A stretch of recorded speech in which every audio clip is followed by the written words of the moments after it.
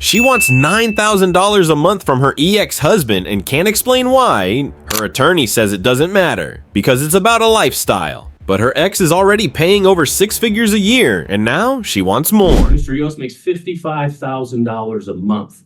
So it doesn't matter if my client needs $3,000 a month to live off of, or she needs $9,000 for extra expenses and a standard and the quality of life that she's accustomed to. That is still need. I'm fine with moving the discovery issues, Your Honor. We're still here. We've got 50 minutes. We can at least take even if it's the motion to modify spousal maintenance, we are more than capable of dealing with that over Zoom and handling that this afternoon, so we don't have to continually drag this out and move it to another date, which I'm sure will probably be early to mid-April. We're ready to proceed. Sorry, Matt. That's okay. Your Honor, as the motion for spousal maintenance, that's going to involve competing experts. That is not something we're going to be able to do over Zoom, Your Honor. And that also ties in with the motion to compel him for advancement of funds and also the denali, Your Honor. We have issues involving the domestic relations affidavit filed by Ms. Yost, and I think she's going to need to be sworn in to go over her expenses. She claims $4,000 a month every month for attorney's fees, Your Honor, amongst one of several expenses that are questionable. So this is not something that is appropriate over Zoom. Give me a second to review. And Angela, here, can you have the ability to print those out for me, please? Now, the expert witnesses, what motions were those for? We disclosed we had an income analysis done of Mr. Yost, Your Honor. That was disclosed on January 17th through Jeff Querin. So the only part of the motion that we have dealt with that obviously is the motion to modify spousal maintenance. If the court would recall, initially when we filed this case, we're the petitioner, we had set spousal maintenance at $9,000 a month. And the court actually called me, this would have been through the ex parte temporary order, inquiring as to when the last year of tax returns we would have had available at that time, and that was 2018, which Mr. Yost at that time had made significantly less than what he had made over the last 3 years that we've averaged. So at the time, maintenance has been set based off of an income of Mr. Yost around $338,000, $318,000 or somewhat. And the report we've had from this income analysis that Jeff Querin has done 7 weeks ago has his income average over the last 3 years at $664,000. So again, that's not brand new news. Again, that report was issued and sent to Mr. Thompson within a couple of days, if not on January 17th. So I mean, there's been ample time to respond to that. Frankly, if we're disclosing expert reports by statute, Mr. Thompson would have had to have a responsive expert opinion within 30 days of receiving notice of us issuing that report. So that's not been done. We're outside the 30-day window. So I really don't know what the dispute is on this motion with respect to the spousal maintenance, besides trying to continue to delay this matter. So again, we're ready to proceed. It's all argument. There's not any need besides the domestic relations affidavit, which is a sworn statement.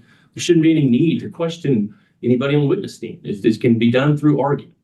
Your Honor, and I disagree completely. If we review Ms. Yost's domestic relations affidavit, every single expense that she listed, she deems as estimated. Every expense without a single exception. As the expert report, if I have a reply to their expert report pursuant to the rules of civil procedure, that's 30 days. I can have an independent expert, separate and apart, Your Honor. I have a demonstrative exhibit, which I anticipate. Let me try to be as succinct as I can. We cannot get this done in 45 minutes. Any one of these motions, Your Honor. Any one. The domestic relations affidavit is riddled with, well, they're all estimates. I'm entitled to inquire of Ms. Yost as to what her actual expenses are, because she has not provided a single solitary actual expense to justify any deviation from the court's order of spousal support. None, Your Honor. Everyone's an estimate. And the court cannot make a determination based on pure estimates by the party requesting a modification of her own spousal support award. There's no case law to discuss that, Your Honor. Estimates are commonly used because the DRA has to be filed prior to the time of trial. Usually most pretrial conference orders require one 10 days in advance of trial or 30 days. depending on the court and jurisdiction you're in at that point in time, it is very common practice to have the exact amounts put in. Otherwise, you put estimates in. That is something I've commonly done in 15 plus years of domestic practice. And frankly, if we're talking about my client's expenses and we want to get into the analysis on spousal maintenance, it really doesn't matter because need doesn't have to show. Of course, we're talking about need versus ability to pay. Clearly, there's an ability to pay. But when we start talking about need, it doesn't matter if my client is destitute or has to live or needs the exact amount of money she's requesting by spousal maintenance. It is need as a standard of living. Mr. Yost makes $55,000 a month.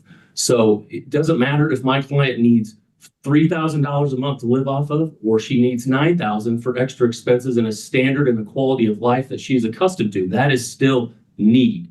And that's what we're dealing with here. Again, there's been ample time for Mr. Thompson to respond to Dr. Quirin's report from January 17th that we provided to him. We are ready to proceed. This has been set on the court's calendar for a number of weeks.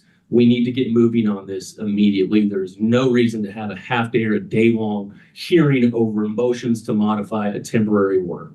It's not that complicated. I'm sorry. And Your Honor, I'm astounded Mr. Olson made the argument that need is not a factor. Need is most certainly a determinative factor as to spousal support.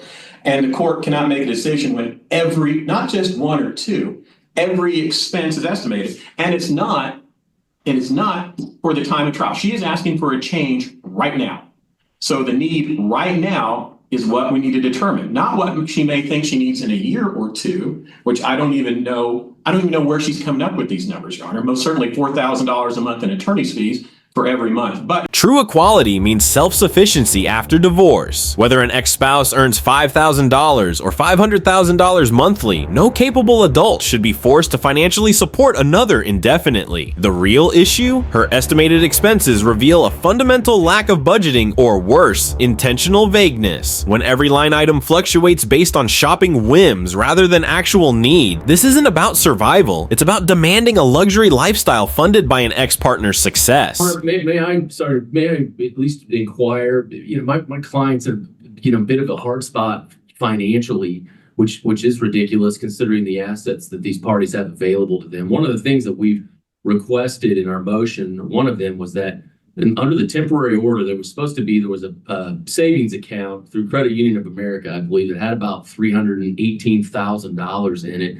And part of our temporary order had that account being split. Can we at least either address that, or the court would grant my client some advancement on property settlement, even if it's $20,000 or something like that, since we're going to be pushing this out till the end of April. I know I'm not trying to downplay $20,000 is a lot of money. It is not a lot of money for the assets involved in this case, and Mr. Yost is in control of all of them. So if there's some just temporary relief that my client can have, and again, I say that in the sense of advancement on property settlement, because if the court orders for her to be awarded an advancement on property settlement of $20,000, it's not that money just goes away and is forgotten. That would be a line item on a marital estate spreadsheet that she's already received that money, prior to the court's final disposition or whatever agreement can be reached if ever it comes to that. So again, with this being April 30th now, before we're going to be able to bring this up again, we would ask for at least some temporary relief that is not an amount of money that there's not cash available to do that.